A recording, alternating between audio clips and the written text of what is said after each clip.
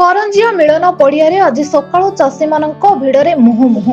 ସକାଳ 10 ଘଟିକା ସମୟରେ ଏଠାରେ 3 ଦିନ ବ୍ୟାପୀ ଉପଖଣ୍ଡ ସ୍ତରୀୟ କୃଷି ଯନ୍ତ୍ରପାତି ମେଳା ଉଦ୍ଘାଟିତ ହୋଇଛି।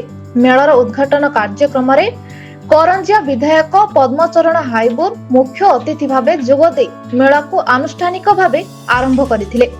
ଏହି ଅବସରରେ ସେ କହିଥିଲେ ଯେ ଆଧୁନିକ କୃଷି ଯନ୍ତ୍ରପାତି ବ୍ୟବହାର କଲେ ଚାଷ କାମ ସହଜ ହେବା ସହ ଉତ୍ପାଦନ ମଧ୍ୟ ବୃଦ୍ଧି ପାଉଛି।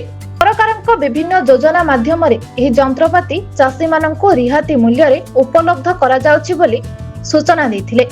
ମେଳାରେ ଅତ୍ୟାଧୁନିକ କୃଷି ଯନ୍ତ୍ରପାତିର ପ୍ରଦର୍ଶନ ସହ ବ୍ୟବହାର ପ୍ରଣାଳୀ ବିଷୟରେ ଚାଷୀମାନଙ୍କୁ ସ୍ଥଳେ ସ୍ଥଳେ ଜଣାଇ ଦିଆଯାଉଛି।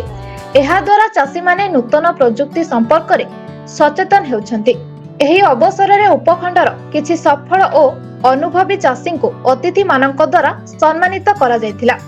ମେଳାରେ ବହୁ ସଂଖ୍ୟକ ମହିଳା ଓ ପୁରୁଷ ଚାଷୀ ଉପସ୍ଥିତ ରହିଛନ୍ତି।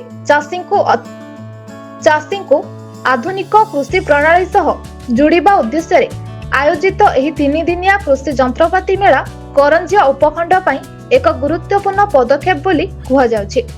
ମୟୂରଭଞ୍ଜରୁ ସୁମନ୍ତ ପାତ୍ରଙ୍କ ରିପୋର୍ଟ, ବ୍ଲାକ୍ ନ୍ୟୁଜ୍ ଓଡ଼ିଆ।